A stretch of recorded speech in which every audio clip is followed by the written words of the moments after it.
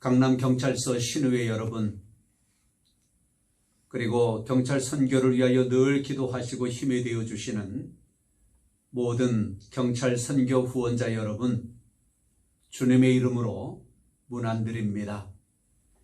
오늘 4월 1일 강남경찰서 교회 예배는 현장 예배 없이 경찰서 직원들만 모이고 그 대신에 설교 영상을 여러분들에게 보내드리는 것으로 대신하도록 하겠습니다. 여러분들이 계신 각 처소에서 예배하시고 기도하시고 또 코로나19의 빠른 종결과 또 경찰 선교가 지속적으로 계속되어질 수 있기를 여러분들이 함께 기도해 주시기를 바라고요. 또 더불어서 여러분 개인 건강을 잘 챙겨주셔서 건강한 몸으로 함께 예배할 수 있는 날을 고대해 주시기를 바랍니다. 오늘 하나님의 말씀은 세 군데 말씀을 제가 봉독하여 올리겠습니다. 요한복음 1장 29절, 요한복음 3장 14절 15절, 요한복음 12장 24절 말씀입니다. 요한복음 1장 29절, 이튿날 요한이 예수께서 자기에게 나아오심을 보고 이르되 보라, 세상 죄를 지고 가는 하나님의 어린 양이로다. 요한복음 3장 14절 15절, 모세가 광야에서 뱀을 든 것 같이 인자도 들려야 하리니 이는 그를 믿는 자마다 영생을 얻게 하려 하심이니라. 요한복음 12장 24절, 내가 진실로 진실로 너희에게 이르노니 한 알에 밀이 땅에 떨어져 죽지 아니하면 한 알 그대로 있고 죽으면 많은 열매를 맺느니라. 아멘. 코로나19가 온 세상을 공포스럽게 만들고 있습니다. 이러한 때에 우리는 사순절을 보내고 있습니다. 그렇게 오늘 예수님의 죽으심에 대한 말씀을 보면서 세 가지, 첫 번째는 예수 그리스도는 하나님의 어린 양으로서 죽으셨습니다. 두 번째는 예수 그리스도는 놋뱀으로 죽으셨습니다. 세 번째는 그리스도는 한 알의 밀알로서 죽으셨습니다. 라고 하는 말씀을 살펴보면서 은혜를 나누겠습니다. 첫째는 예수 그리스도는 하나님의 어린 양으로서 죽으셨습니다. 요한복음 1장 29절의 말씀이었습니다. 모든 사람은 죄를 지었고 또 죄의 삭은 사망입니다. 그것을 로마서 3장 23절 말씀에 모든 사람이 죄를 범하였음에 하나님의 영광에 이르지 못하더라 말씀하고 있고요. 로마서 6장 23절 말씀에는 죄의 삭은 사망이라고 말씀하고 있습니다. 만약에 하나님께서 사람의 죄에 그리고 사람을 위하여 개입하지 않으셨다면 사람은 영원히 멸망했을 것입니다. 구약시대에 하나님께서는 일시적으로 사람의 죄들을 덮기 위하여 흠없는 어린 양의 희생 제물, 그 법칙을 정하셨습니다. 그리고는 신약성경에 와서 성육신을 통하여 하나님은 흠없는 어린 양으로서 오셔서 사람을 위해 죽을 사람이 되셨습니다. 빌립보서 2장 5절부터의 말씀에 보면 너희 안에 이 마음을 품어라 곧 그리스도 예수의 마음이니 이렇게 시작되어지는 말씀인데요.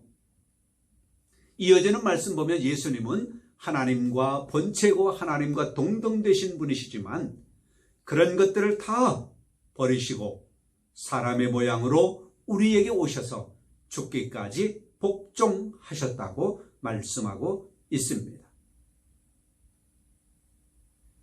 이제 예수님께서 어린 양으로서 사람의 죄들을 영원히 제하셨고 사람을 구속하여 하나님의 생명으로 살아갈 수 있도록 하셨습니다. 우리가 아직 죄인 되었을 때에 그리스도께서 우리를 위하여 죽으심으로 하나님께서 우리에게 대한 자기의 사랑을 확증하셨느니라. 우리를 위하여 죽으심으로 누구든지 멸망치 않고 영생을 얻게 하려 하심이라. 요한복음 3장 16절에 또 후반절에 그리 말씀하고 있습니다.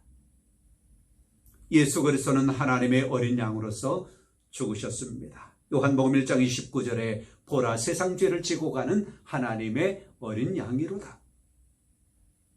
두 번째는 예수 그리스도는 놋뱀으로 죽으셨습니다. 요한복음 3장 14절의 말씀이었지요. 사람은 첫사람 아담이 죄를 범함으로 인하여 죄인이 되었고 정죄 아래 놓여졌을 뿐만이 아니라 죄들의 나무가 되고 말았습니다. 이제 이 죄의 본성은 사람으로 하여금 원치 않는 악을 행하게 하였고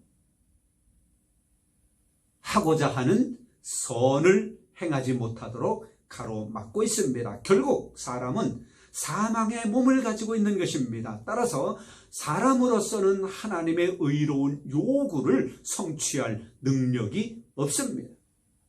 에베소서 2장 1절에 말하지요.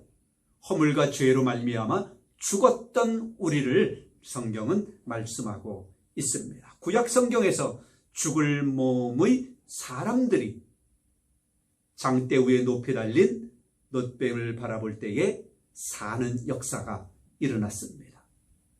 하나님 앞에 불순종하여 범죄하여 죽을 몸이 되어진 그들이 장대 위에 높이 달린 놋뱀을 바라보며 살아나게 된 겁니다.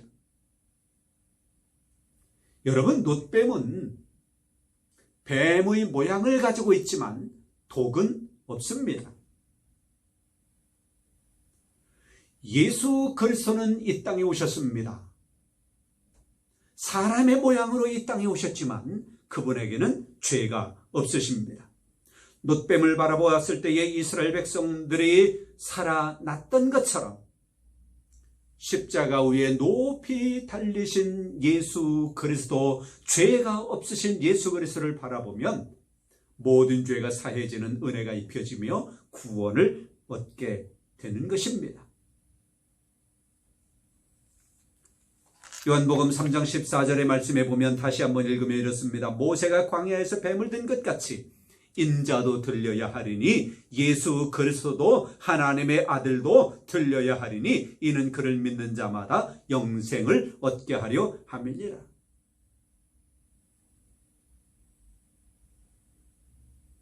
예수 그리스도를 믿음으로 바라보시는 여러분들에게 하나님께로부터 주어지는 영생이 주어진 것을 축하드립니다.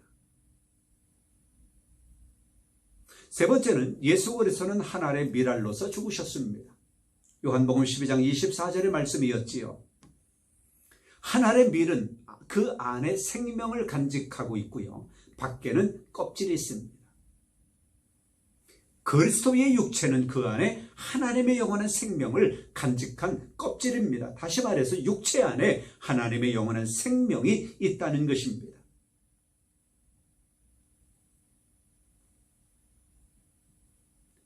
밖의 껍질은 안에 있는 생명을 보호하기 위하여 존재하고요. 그러다가 그 안에 있는 생명이 밖으로 표출되어져야 할 때에는 그 밖의 껍질은 벗겨지고 쪼개어지고 부서져야만 하는 것입니다. 제 딸아이가 초등학교 때 숙제로 강낭콩을 조그만 주먹만한 화분에 심어 놓았습니다. 물을 주고 햇빛을 비춰주고 얼마 후에 그것이 싹이 나고 한 10cm가량 자라나는데요. 보니까 심었던 강낭콩의 껍질이 벗겨지고 그 강낭콩이 두 쪽으로 갈라진 채로 그 싹에 붙어가지고 올라오는 것을 보았습니다. 그때 저는 아이들에게 그걸 설명해 주었습니다. 하나님의 밀알, 예수님이 이렇게 죽으심으로 이렇게 우리에게 생명을 가져다 주었다라고 하는 것을 간략하게 설명을 해준 적이 있습니다. 알로 태어난 동물들은 알을 깨고 나와야지요. 그 알이 깨어지지 않으면, 알을 깨지 못하면 그 안에서 그 생명은 죽고 마는 것입니다. 예수님은 하나님의 밀알로 벗겨지고 쪼개어짐으로 하나님의 생명을 해방시켰고 부활하심으로 말미암아 영원한 생명을 우리에게 공급하셨습니다. 껍질이 벗겨지고 쪼개지는 죽음 없이는 생명이 없는 것처럼 예수님의 고난과 예수님의 죽으심이 없이는 우리의 죄가 해방되어지지 못하고 우리 안에 있는 영원한 생명, 하나님의 생명이 우리 안에 공급되지 못한다라고 하는 사실을 보여주셨습니다. 그래서 예수 그리스도는 하나님의 밀알로 죽으셔서 이 땅에 하나님의 자녀들에게 영원한 생명을 공급하셨고요. 또한 이 세상의 사람들을 하나님의 영원한 생명 안으로 이끌어 가셨습니다. 요한복음 1장 4절을 보세요. 그 안에 생명이 있었다고 말씀하지요. 로마서 6장 4절에는 이렇게 말합니다. 예수 그리스도를 죽은 자 가운데서 살리심과 같이 우리로 또한 새 생명 가운데서 행하게 하려 함이라. 앞뒤의 말씀을 보면 십자가에 죽으신 예수 그리스도와 합하여 세례를 받은 자는 그와 함께 우리의 죄도 죽은 것이고요.